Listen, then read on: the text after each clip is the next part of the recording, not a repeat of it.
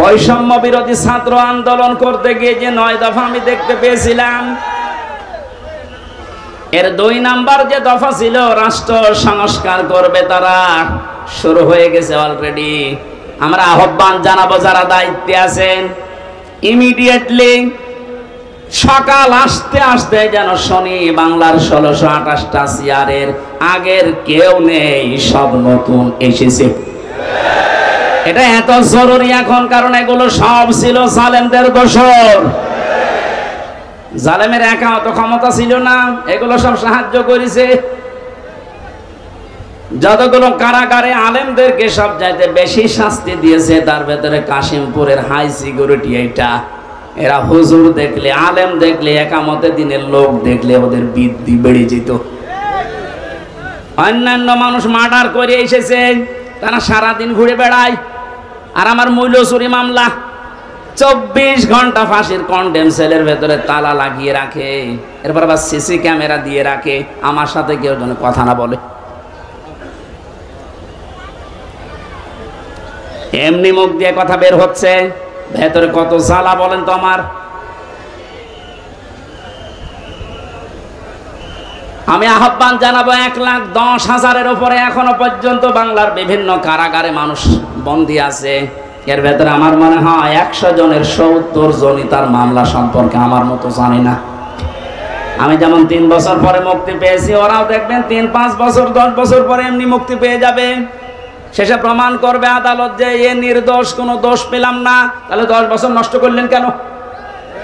আমার যে ধারণা, বাস্তবে আমার মনে হয় যত মানুষ বেকসুর খালাস পাবে, এর সাথে যেই পুলিশ জড়িত, যেই কর্মকর্তা জড়িত, যেই বিচারপতি জড়িত, এতদিন আপনি রায় দিলেন না কেন? বলেন আমার হাত বাঁধা।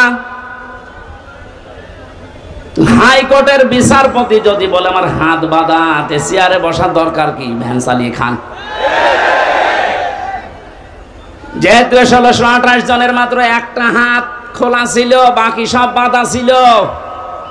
আমার বিচারপতি আমার এই কথাই বলতো, হুজুর কি করবো, এতদিন হাত বাঁধা ছিল, এখন হাত খুলে গেছে, এজন্য কোনো কিছু দেখতে পাই না। আমার মামলাটা এভাবে দেখার পরে বলছে কি নিয়ে বিচার করব, কোনো মাল নেই, দা খালাস দিয়ে দিলাম।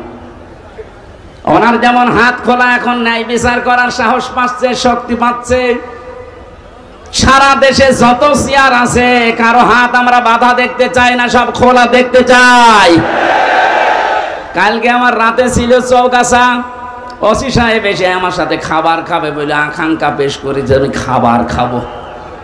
দেখা করার পরে বলছো, হুজুর আমি আপনাকে থানায় এই কয় বছর আসতে দেইনি, আমার মাফ করে দেন, আমার কিছু করার নেই, আমার হাত বাঁধা ছিল। শুধু এই ওসি না, এদেশের 1628 জন যে বলছে, আমি হিসাব করে করে দেখেছি, 64 জেলার 64টা ডিসি, এসপি, এএসপি, টিওনো, ওসি, এমপি, মন্ত্রী, উপজেলা চেয়ারম্যান, মেয়র, এগুলো হিসাব করে মিলাবেন, দেখবেন কলম খাতা দিয়ে 1628 জন হবে। এই মানুষগুলো এখন সব যেহেতু হাত খোলা, আমরা চাই যে এদের হাত কিয়ামতের আগে যেন আর কেউ বেঁধে দিতে না পারে, তাহলে ন্যায় বিচার কায়েম হবে। আর পরিপূর্ণ যদি দেখতে চান তাহলে কোরআন লাগবে। কথা বলেন না কেন? অনেকে প্রশ্ন করে, কয়েকদিন আগে আপনি সিঙ্গাপুরে, মালয়েশিয়া গেলেন, ওখানে তো কোরআনের আইন চলে না, তো ওখানে তো ন্যায় বিচার আছে। হ্যাঁ আছে, 100% নেই। ওরাও আন্দাজের উপরে মানুষের কথা শুনে অনেক অবিচার করে, আমি নিজে দেখেছি। কারণ ন্যায় বিচার কায়েম করার জন্য এইটার বিকল্প পৃথিবীতে কিছু নেই। অমান হাকামা বিহি আদালা, যারা কোরআন দিয়ে বিচার করে এরা ন্যায় বিচার কায়েম করতে পারে। সুতরাং পৃথিবীর যেখানে এইটা কায়েম না হবে, 100% আপনি ন্যায় বিচার পাবেন না। 53 বছর তো দেখতে পেলেন, এই যে মাওলানা আজিজুর রহমান মুরব্বী বসে আছে, 53টা বছরই হয়তো উনি দেখেছে, ওনার বয়সটা দেখছি। বাবা চালিয়েছে উনি দেখেছে, স্বামী চালিয়েছে উনি দেখেছে, চাচা চালিয়েছে উনি দেখেছে। আমার যেহেতু 92 সালে জন্ম, চাচা পর্যন্ত মনে হয় আমি পাইনি, কিন্তু বগুড়টার ভাবিরটা তো দেখলাম। কথা বলছে না কেন? 53 বছরে কি হয়েছে সব দেখতে পেলাম, বিশেষ করে এই 2 ট্রাম। কাঙ্ক্ষিত মানের কি আসে তা তো সবই দেখেছি, কারণ মুখে মুখে খালি বুড়ি উড়িয়েছে, উন্নয়নের মহাসড়কে দেশ চলছে। এজন্য আহ্বান জানাচ্ছি, এখন শুধু বাকি আছে এইটা দিয়ে দেশ চললে কেমন দেখা যায়। এটা দিয়ে যেন বাংলার 56,000 বর্গ মাইল চলে, আর কেমন দেখা যায় এটা দেখে মরার খুব ইচ্ছা আমার। কার কার ইচ্ছা আছে এটা দেখতে হাত তোলেন তো, লিল্লাহে তাকবীর। এই আন্দাজে হাত তুলবেন না, সামনে কিন্তু আসছে এটা দেখার। লিল্লাহে তাকবীর।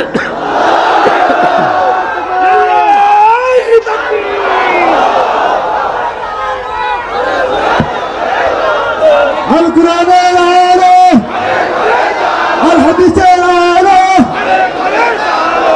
বলবে এবার সোনার দেশ জামাত ইসলামী বাংলাদেশ, বলবে এবার সোনার দেশ। কথা বন্ধ করুন ভাই।